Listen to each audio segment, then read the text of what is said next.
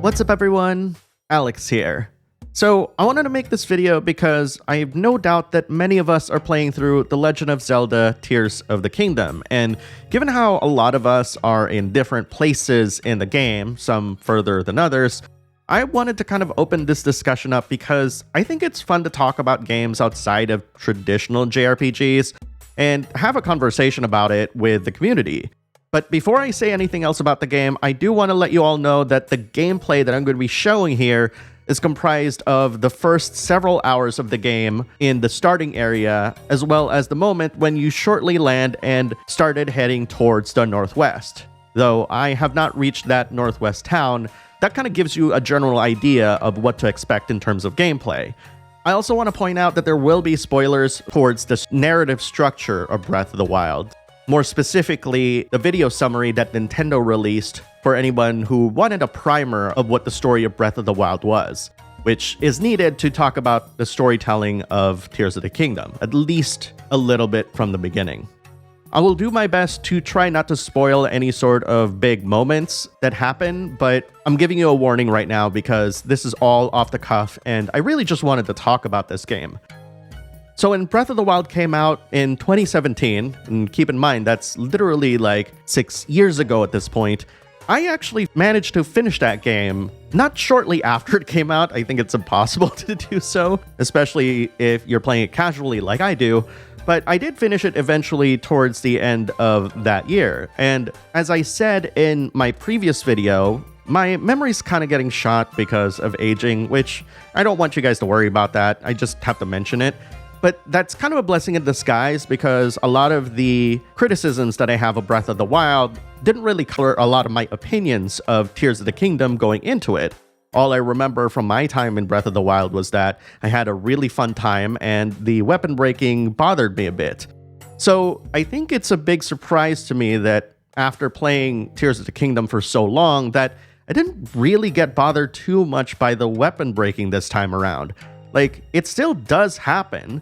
But I think there's something fun about mixing and matching different weapons and attaching them to different things like pieces of lumber or another spear to make it even longer that somehow makes the weapon breaking okay. In fact, I remember just having a surplus of low damage weapons that I just kind of chucked them willy-nilly because I was like, I don't have room for these. And keep in mind that a lot of the mechanics from Breath of the Wild I've completely forgotten as well. So going into Tears of the Kingdom, I was literally going into this blind. But aside from the weapon breaking, I do find that the decision to kind of confine the player into this large starting area to be very fascinating because it's almost like a kiddie pool that Nintendo's allowing you to kind of play around with a lot of the tools that you get initially so that way when the open world really opens up, it's not so overwhelming. When I think about like my initial experience of Breath of the Wild and what I remember of it, they did kind of confine you to a very small plateau, and then like right after that, the world opened up and it became very overwhelming. At least that's what I kind of remember from it. Even though it had an objective of like, well, you can go here, here, here, or here, it still kind of overwhelmed, like that feeling of, oh man, this is such a huge world and everything. And there were times that it kind of felt like a negative. But when I started Tears of the Kingdom and I finally got to that sky area, it felt like it was a more controlled experience that allowed the developers to really baby you along, not in a negative way, but in a positive way, so that way you kind of got comfortable with the various systems that it has. You know, going through each shrines, getting the light, getting new powers, especially since, you know, this is the whole purpose of this area, and utilizing those powers in ways that are often surprising. I think for me, one of my favorite abilities, of course, has to be the attach feature because that's just a game changer, you know, like especially either with the weapons or attaching different things to one another. I kind of liken this kind of gameplay to the appeal of Legos while not making it exactly like Legos. Because Legos are kind of blocky and they're very utilitarian and they kind of attach themselves quite easily. And I think the developers thought like, well, what if everything is some sort of Lego, even though the shapes are irregular? And they managed to find a system that really is so fascinating and creative. I've already seen a lot of people make some really fascinating things, like somebody made like an 18-wheeler truck using the tools in the game, and I just kind of am baffled by that sort of creation, that you can actually do that here. That's so amazing to me. With regards to story, I actually took a look at Nintendo's summary of Breath of the Wild, and what I found fascinating about that video is that it reminded me that your entire experience with Breath of the Wild's story was mostly done through recaps of what happened 100 years prior. So essentially what happened was that you would play through the game, you'd encounter a memory from the past, and then you kind of keep uncovering these to figure out what happened, a century ago or some such.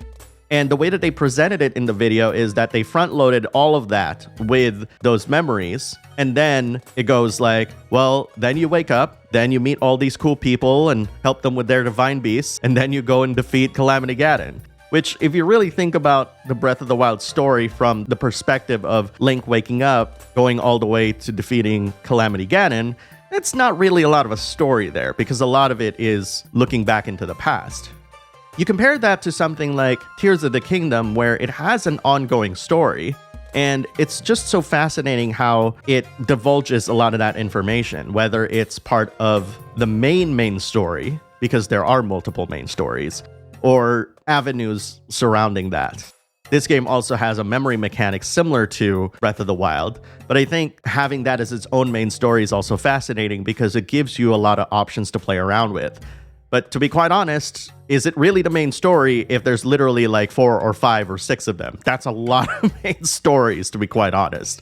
And of course, as you go around and trying to unlock the door in the Temple of Time and you figure out what happened to Zelda, or at least you think so, that's when you jump out and head down to the Kingdom of Hyrule, which a lot of people were saying like how overwhelming it was and how like gorgeous it was, but when I was playing it, it was very cloudy, so it was really not clear at all when I was like looking into the distance, and I'm just like, I don't know if this is such a good view that people were thinking about.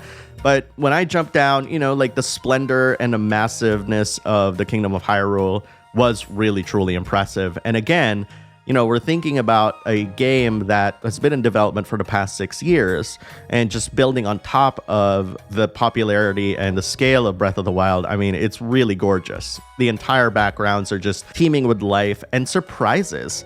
I remember being on a horse and just riding down the countryside, and a literal tree was like chasing after me. Like it kind of just pulled its roots off the ground and started running after me. And there's this fear that just kind of overcame me, and I just wanted to run away. Until, of course, I met back with Hestu, and they told me that they were scared of the trees, and so I just had to put them down, which, that was really cool. It's my man Hestu.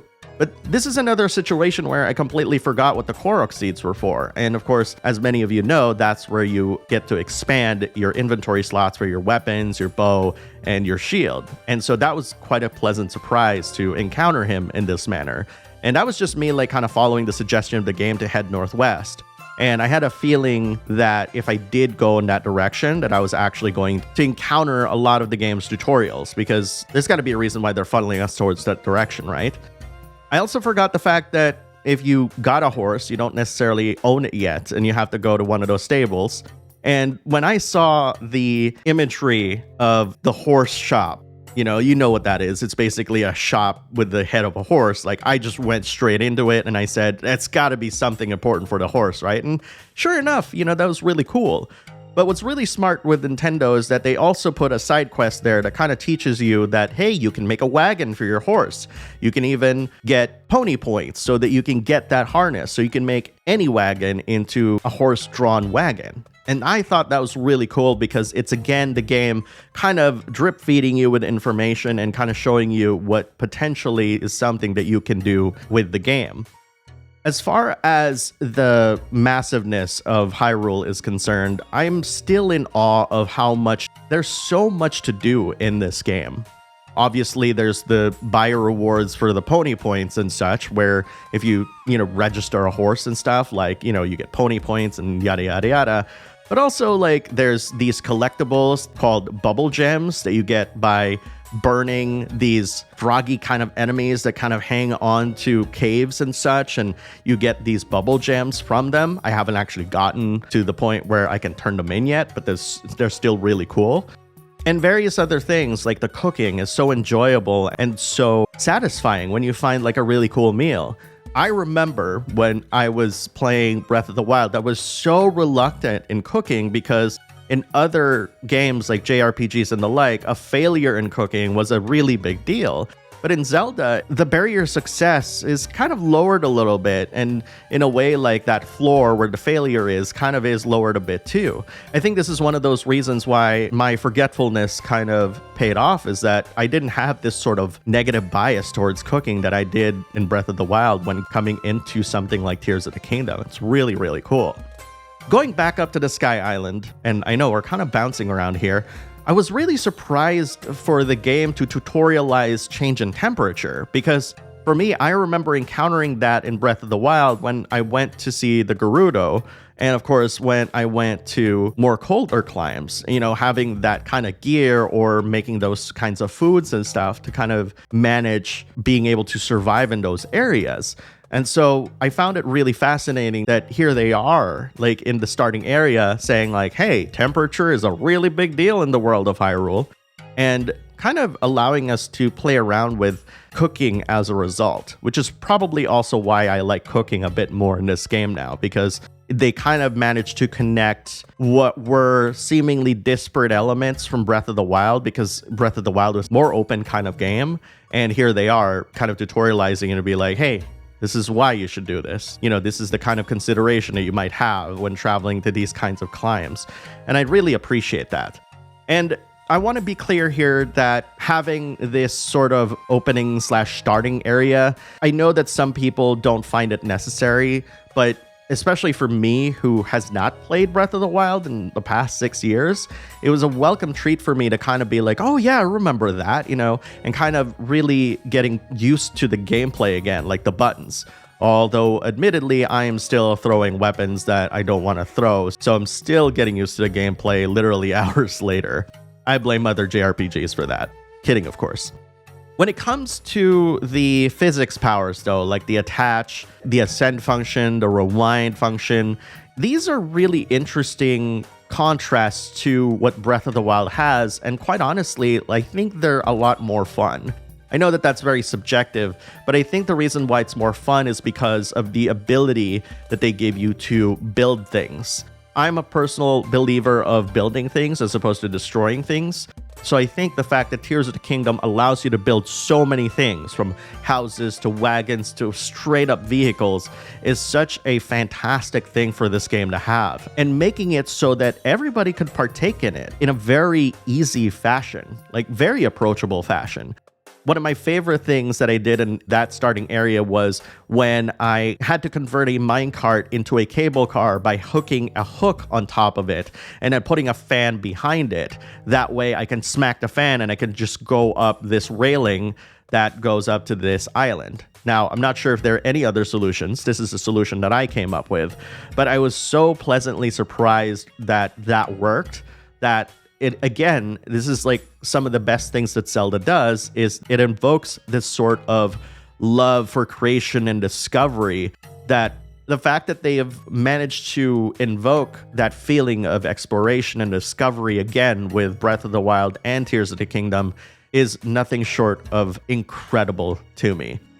Now, admittedly, I'm only a few hours into the game, and as I said, I'm heading northwest after landing in the Kingdom of Hyrule, so I'm technically very early on in the game compared to a lot of you. That being said, I want to hear what you think of Tears of the Kingdom in the comments.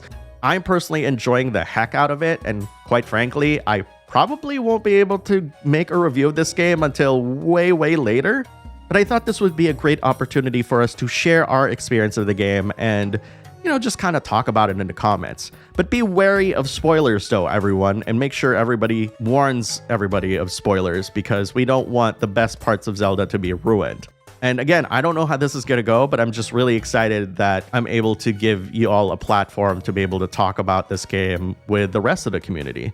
So either way, I'd love to hear and read what you think. post your thoughts in the comments below and let's talk about it. And don't miss my 10 JRPGs I want to replay video. My forgetfulness has gotten me to forget about a bunch of really awesome games, and I share 10 JRPGs that I want to replay, and I think you will too once you see it. And you can find that video by clicking on the top video. So until next time, guys, I'll see you guys later, and happy gaming.